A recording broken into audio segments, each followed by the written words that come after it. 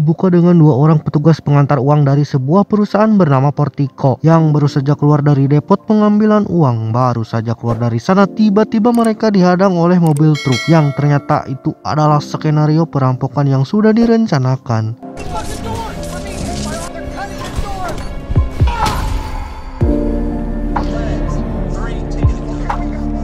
Beberapa waktu sebelumnya, di mana seorang pria bernama Patrick Hill yang sedang melamar ke sebuah perusahaan bernama Portico. Sang manajer perusahaan tersebut bernama Terry. Terry pun cukup terkesan dengan pengalaman kerja Patrick yang dulu pernah bekerja di bidang yang sama selama kurang lebih 11 tahun. Dan dia pun jelas langsung diterima di sana tanpa adanya transaksi ADM. Seperti di tempat saya, jika ingin masuk ke sebuah perusahaan pabrik harus ada ADM 5 juta sedangkan UMR-nya aja 2 juta. Lah kan membagongkan, Majalengka kota kecil penuh ADM. Pantas banyak yang nganggur termasuk gua, sistemnya aja di luar nalar. Oke, lanjut. Orange Delta Security was impressive. That was a good company. We lost a couple of guards a while back. Still haven't found the scum who did it. Kemudian Patrick pun dipertemukan dengan seseorang yang akan menjadi rekan kerjanya yang bernama Bullet. Singkat cerita, Bullet pun melakukan pengetesan kepada Patrick. Yang pertama adalah tes fisik, kemudian menembak hingga tes mengemudi. Untuk berhasil melewati tes itu, Patrick harus minimal mendapatkan nilai 70 atau lebih. Dan Patrick pun lulus melewati uji tes itu dengan nilai pas-pasan, yaitu 70.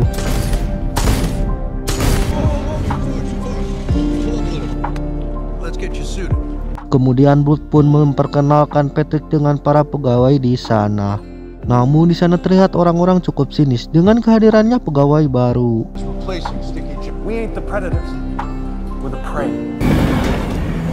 Dalam memulai pekerjaan pertamanya, Pat pun ditemani Bullet dan Deb mendatangi beberapa titik hari itu untuk mengambil uang dari berbagai perusahaan. Namun di sepanjang perjalanan, Deb tak henti-hentinya menggurui Patrick, bahkan menganggap orang lemah yang tak tahu apa-apa, padahal Deb salah besar.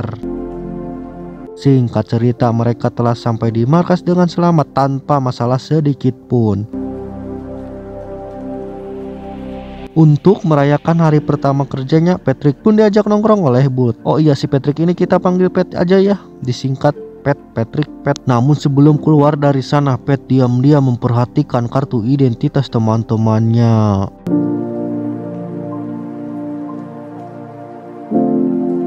Di tempat biliar, Pat kembali mendapatkan perilaku yang tak mengenakan dari rekan kerjanya. Salah satunya adalah John yang mencoba memancing emosi Pat. Akan tetapi Pat tetap cool, santuy menghadapi itu semua.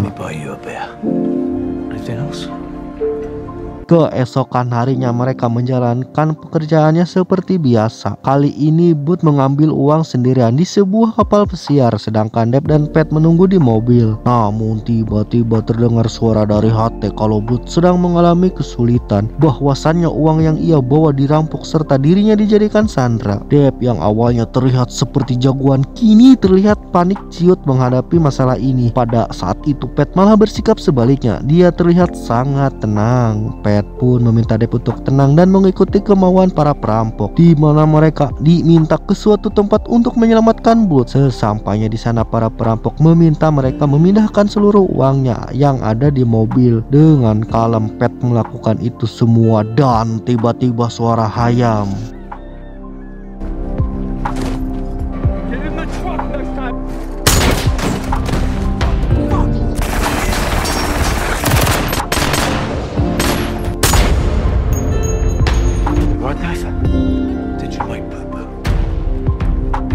Setelah itu Pat pun mengecek satu persatu wajah para perampok itu.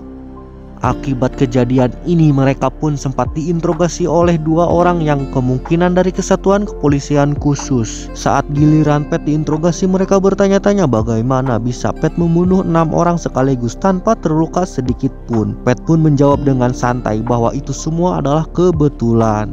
Pada saat itu Pat pun diperlihatkan dengan rekaman CCTV yang kita lihat di awal film.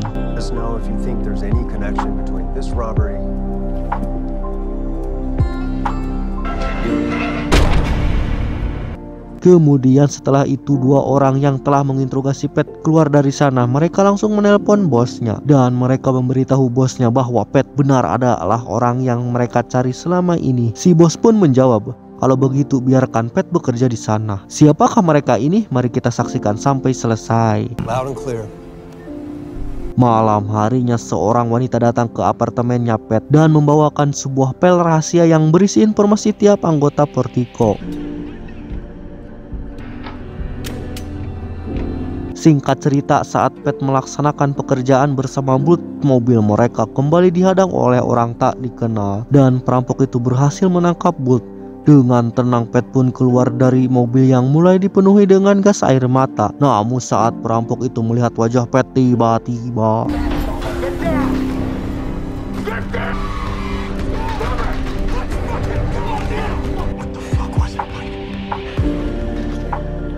They just walked away. siapakah Pat ini sebenarnya sehingga para perampok itu ketakutan ketika melihatnya dan memilih untuk kabur. Sebagai manajer, Terry pun merasakan ada kejanggalan dengan Pat. Bud sendiri saat di bar menceritakan kejadian tersebut kepada Deb. Ia menceritakan betapa ketakutannya para perampok itu saat melihat Pat, seolah-olah para perampok itu melihat roh jahat. Like he saw a dark spirit. He's a dark fucking spirit. Jadi siapakah Pat ini? Untuk mengetahuinya, film pun kembali kepada masa lalu sekitar 5 bulan sebelum Pat bergabung bersama Portico. Pada saat itu Pat tengah akan pergi menonton pertandingan basket bersama putra sulungnya yang bernama Doggy. Saat akan pergi, Pat tiba-tiba mendapatkan telepon dari temannya bernama Mike. Dan Mike ini adalah perampok yang sempat kita lihat tadi. Mike membutuhkan bantuan Pat karena salah satu anggota tim mereka mengalami kecelakaan. Dengan terpaksa, Pat pun menyempatkan diri membantu anak buahnya itu. Sesampainya di lokasi, Pat memarkirkan mobilnya tak jauh dari sana sembari pamit ke putranya yang berpura-pura akan membeli makanan. Hari itu anggota Patrick sedang melakukan perampokan ke sebuah mobil pembawa uang yang tak lain mobilnya adalah mobil perusahaan Portico. Dan Pat bertugas memberitahu anak buahnya ke arah mana mobil itu akan belok. Tak lama setelah itu tiba-tiba mobil Portico ternyata dihadang oleh perampok lain. Karena posisi Doggy yang tepat di lokasi perampokan, ia dipaksa untuk turun dari mobil. Karena tak ingin ada saksi, salah satu perampok itu pun menembak mati Doggy. Pat yang berusaha menyelamatkan anaknya itu pun dia juga terkena tembakan. Right now. There you go. Thank you. Everyone. Okay.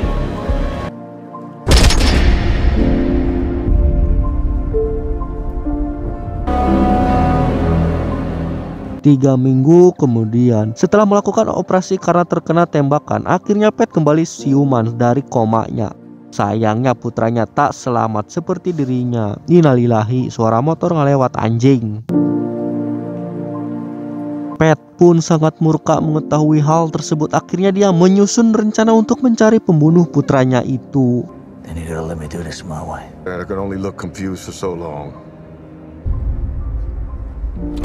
Akhirnya di bawah perintah Pat, Mike membantai para penjahat di kota demi mencari informasi terkait perampokan kemarin. Namun tak satu pun dari mereka berhasil menemukannya. Deployed large amounts of time, money, and You think you've done everything?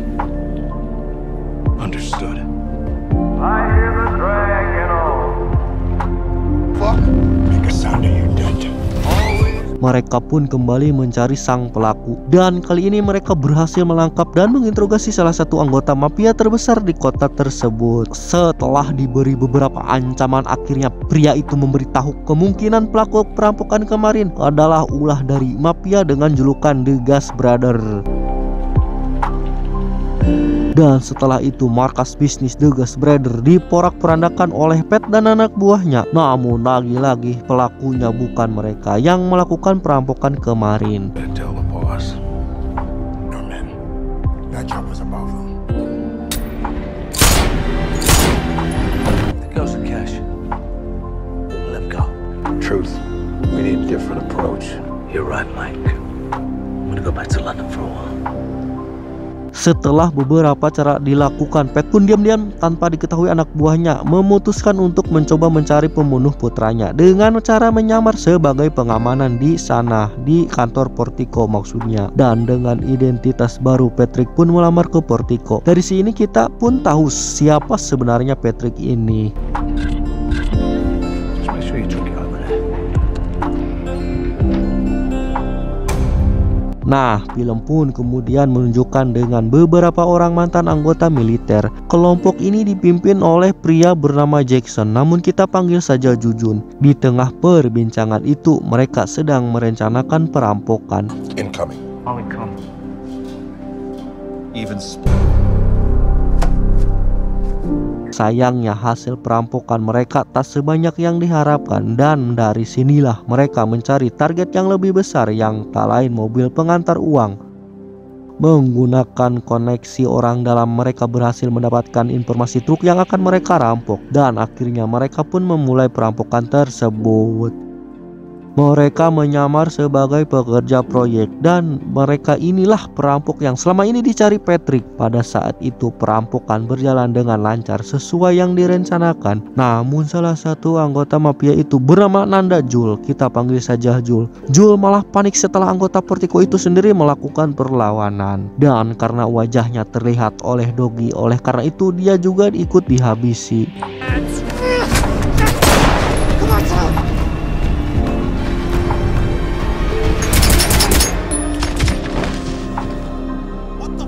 Setelah perampokan itu, Jujun dan para anggotanya vakum sementara selama kurang lebih 5 bulan. Dan scene pun kembali ke masa sekarang, di mana Jujun dan komplotannya kembali berkumpul yang sedang merencanakan perampokan besar-besaran. Setelah dulu berhasil merampok truk Portico, kini mereka berencana merampok gudang atau brankas Portico itu sendiri. Rencana ini muncul berkat ide dari orang dalam itu sendiri. Orang dalam ini adalah orang yang bekerja sebagai anggota Portico itu sendiri, yang nanti bakal kita ungkap siapakah dia sebenarnya. 150 million.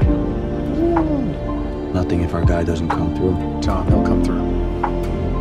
3 minggu kemudian, hari itu tiba. Jujun sendiri berpamitan kepada istri dan anaknya yang tak tahu apa-apa tentang aksi kampretnya ini.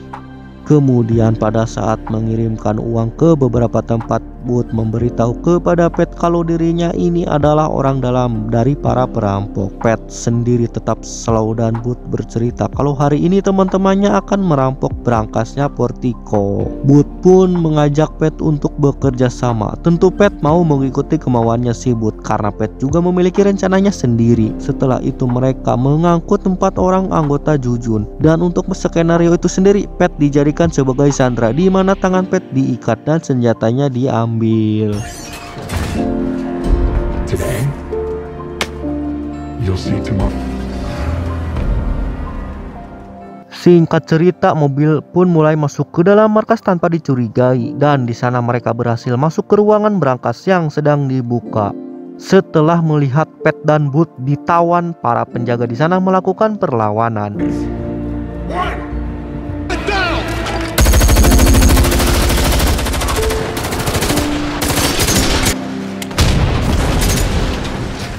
Di saat mereka sibuk mengambil uang, disitulah Pat memulai aksinya. Then join 3 in the truck.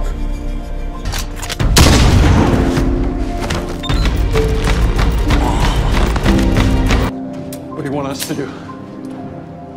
Pat mengambil dan menggunakan pakaian salah satu anggota Jujun yang telah tewas. Berkat penyamarannya, ia berhasil membunuh 2 anggota Jujun. Setelah itu Pat memasukkan sebuah handphone ke sebuah tas yang berisi uang yang kemudian dimasukkan ke dalam mobil. Di sisi lain, Deb dan Edge yang tadi telah dibebaskan oleh Pat sempat menjadi incaran salah satu anggotanya Jujun. Untungnya Pat datang di waktu yang tepat, yang langsung melumpuhkan anggotanya si Jujun kampret itu.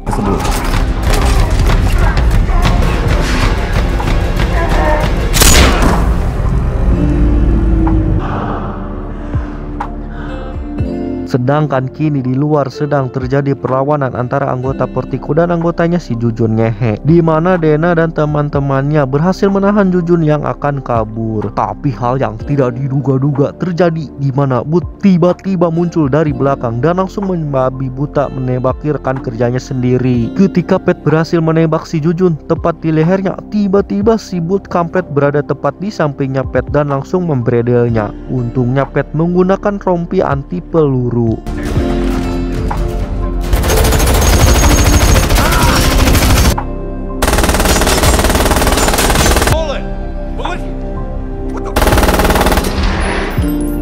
Dan kini anggota perampok itu hanya tinggal Bud, Jujun, dan Jen. Dengan menggunakan mobil baja milik Vertigo, mereka berhasil melewati barikade polisi. Sesampainya di suatu tempat, mereka memindahkan tas-tas berisi uang itu. Ketika Jujun sedang membutuhkan bantuan akibat terkena tembakan Pat itu, akan tetapi Jul, anak buahnya, malah membunuhnya dengan alasan bahwa ia ingin menguasai semua uang hasil rampokan tersebut.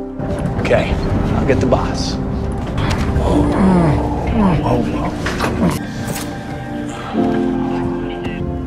Where's the Sarge? It's not coming. Dan ketika Bud selesai memindahkan semua uang itu, tiba-tiba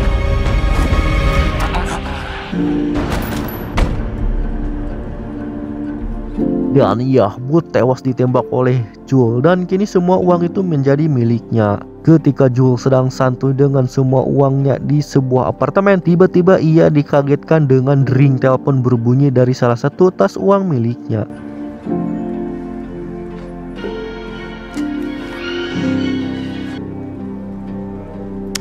Dan tiba-tiba Pat pun muncul di belakangnya. Sempat terpikir oleh Jul bahwa Pat menginginkan semua uangnya itu, padahal tidak Ferguson. Kemudian Jul disuruh membaca sebuah surat hasil autopsi anaknya Pat, yaitu Doggy, di mana ia meninggal diakibatkan oleh beberapa peluru di tubuhnya. Dan kini Pat membalasnya sama persis seperti kematian anaknya itu kepada Jul. Still read this. Bullets A1 and A2 enter the right lung. The lungs. It's not Mustagi.